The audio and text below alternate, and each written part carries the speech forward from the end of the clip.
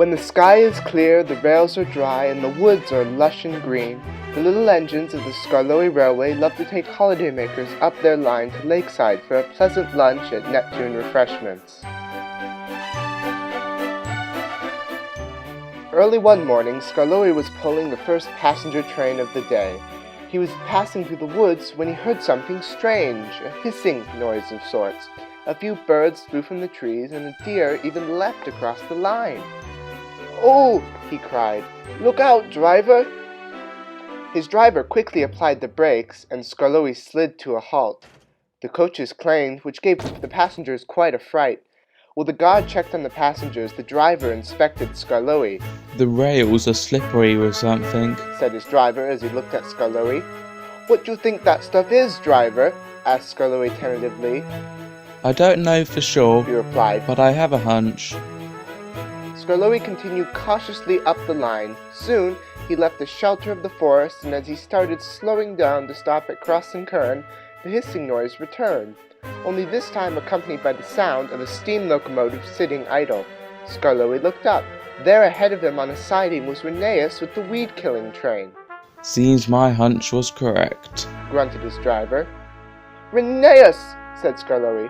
"I thought only Rusty pulled the weed-killing train. Not to mention, I thought it only happened once a year." "The big man in the hat is trying out a new environmentally friendly weed killer," muttered Rheneas. "And I was the only engine available today to pull the test train." I see. Are you going all the way up the line?" asked Skarloey thoughtfully. "No, just to Glenlock and back, then I can be done for the day," said Rheneas rather cheerfully. "Well then," replied Skarloey, "best of luck getting the job done. I'll see you this evening." "Goodbye, Skarloey," said Rheneas. "Have a safe journey."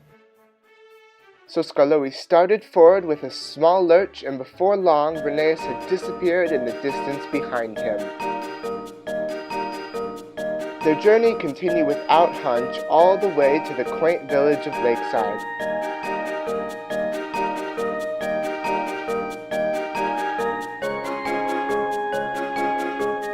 As the passengers were unloading, the refreshment lady came up to him. "You cracked an egg on your way up," she sputtered. I did what?" replied Skarloey tentatively.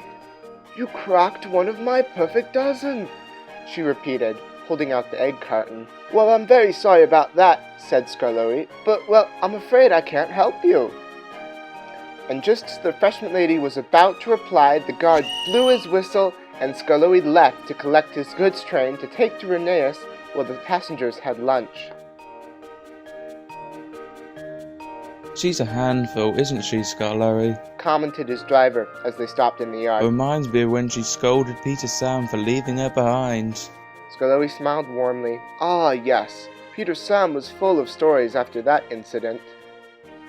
"She was complaining to you about her broken egg," said Rheneas later that night. "How was it your fault an egg broke? You're an engine, for goodness sake. She could have blamed it on the coach's springs or the guard." "I don't know, Rheneas," said Skarloey.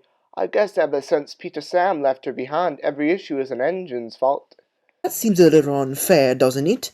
added Rheneas. "Most certainly," replied Skarloey.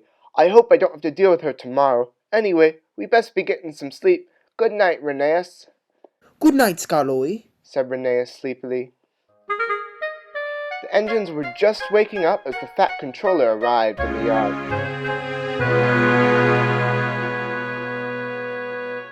"Good morning, Skarloey," boomed Sir Topham Hatt. "Good morning, sir," replied Skarloey. "Haven't seen you here in a while." "Well, Skarloey," he said, "the refreshment lady called me last night just as I was about to leave my office, telling me how you broke one of her perfect dozen eggs."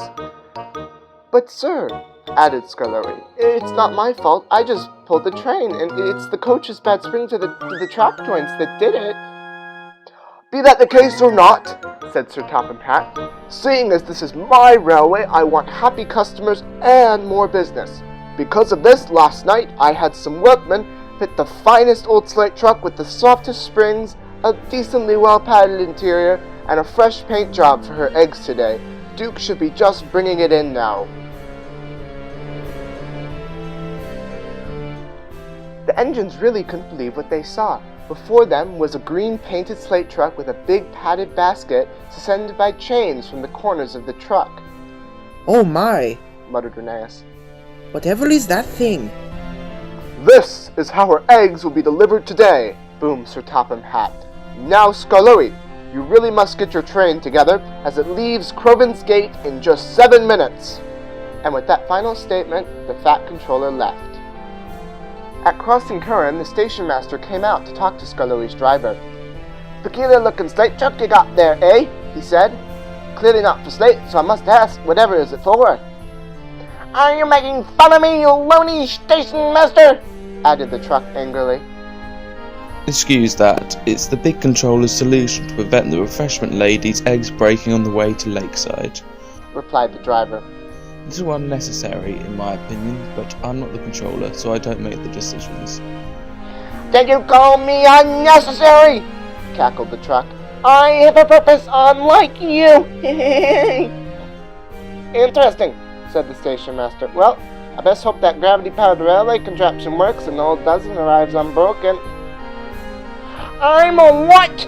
A gravity-powered railway contraption? Yelled the truck. How dare you talk about me like that?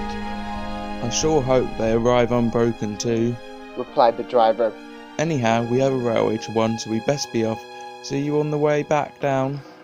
But have a safe journey, replied the station master.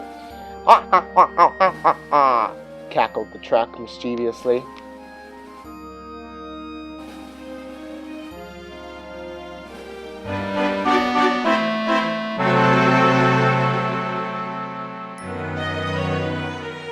The refreshment lady once again came up to Skarloey at Lakeside, but this time she didn't seem nearly as annoyed. I see that my dozen eggs arrived perfectly intact, she said.